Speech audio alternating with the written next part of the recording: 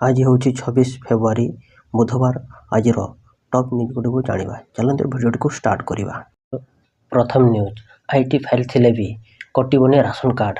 खाद्य जोगाण मंत्री कृष्णचंद्र पात्र आयकर फाइल करथिले भी राशन कार्ड कटिबो नहीं बोली मंगलवार स्पष्ट कहते खाद्य जोगाण मंत्री कृष्णचंद्र पात्र।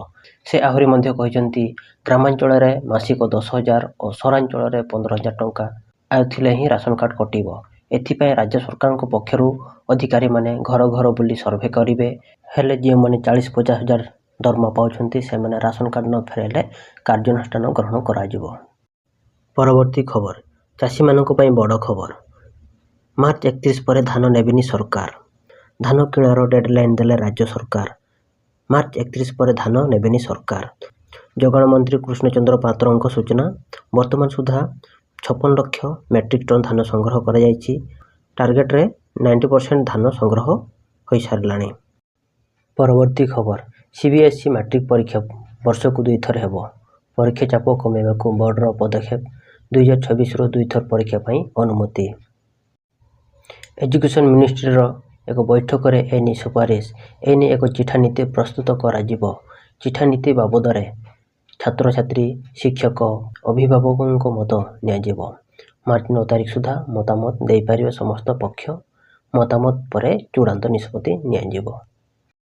परवर्ती खबर निमापड़ारे मैट्रिक परीक्षा बेले धरा पड़ा नकली छात्र।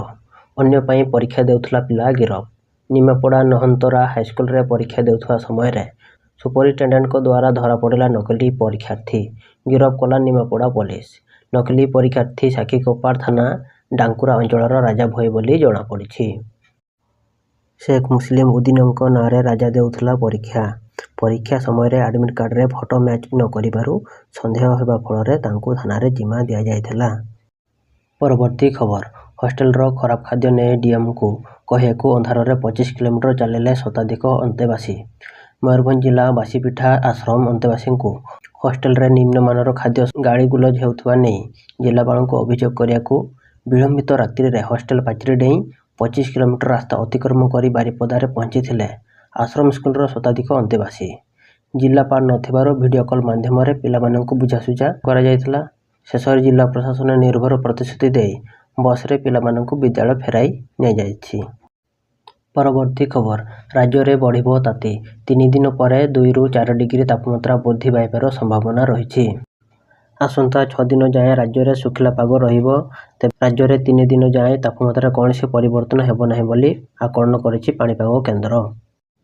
परवर्ती खबर फेब्रुआरी 28 ओडिशा गस्तर आसिबे केन्द्र स्वास्थ्य मंत्री जेपी नड्डा।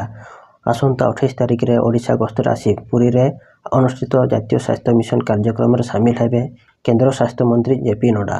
विभिन्न राज्यर स्वास्थ्य सचिवों को नहीं उक्त कार्यक्रम हेबाकु थिबा बेले सुरक्षा व्यवस्था प्रति मध्य विशेष गुरुत्व दिया जायछि। तेबे बीजेपी राष्ट्रीय अध्यक्ष थिबा जेपी नड्डा ओडिशा आसुथिबारु खूब शीघ्र दलर राज्य सभापति चयन कार्य सरिबो बोली चर्चा होछि। परवर्ती खबर आसंता मार्च 8 और 9 तारिख में हेबो ओडिशा पुलिस एसआई रो एग्जाम। मोट 933 पद पर यह परीक्षा हेबाकु थिला बेले एसआई रैंक सह अन्य सबु पदवी पर मध्य परीक्षा हो बोली जना पड़ी। ओडिशा पुलिस वेबसाइट रो निज निज एडमिट कार्ड परीक्षार्थी माने डाउनलोड करि परिबे। परवर्ती खबर पुणी बढ़ी पारे बिजुली दर। राज्य में पुणी बिजुली बिल बढ़ी पारे क्षति दर्शाउछि विद्युत वितरक कंपानी। बिजुली टारिफ वृद्धि करिया को राज्य विद्युत नियामक आयोग निकट में दाबी करिछि विद्युत वितरक कंपानी। मार्च 31 पूर्व नियाजिबो चूड़ांत निष्पत्ति।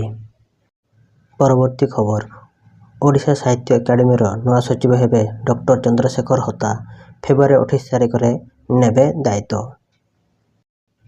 परवर्ती खबर 4 भारतीय कंपानी उपर प्रतिबंधक लगाइले अमेरिका राष्ट्रपति डोनाल्ड ट्रंप। रूस को सपोर्ट कला अमेरिका। बढ़ी पारे रूस यूक्रेन युद्ध शेष पर्यायर मिनेराल नहीं अमेरिका सह चुक्ति 2 सप्ताह मध्य डिल नहीं सूचना। सेपटे खनिज संपद पर ट्रंप को ऑफर देला रूस। अन्यपटे जातिसंघ युद्ध को नहीं 2 प्रस्ताव उपर रूस समर्थन रे भोट देला अमेरिका। आपण मानको वीडियो केमती लगिला निश्चय कमेंट माध्यम जणांतु। और जदि आम चैनल सहित जोड़े चाहते तेज आम चैनल को सब्सक्राइब करने को भूलु नहीं। जय हिंद।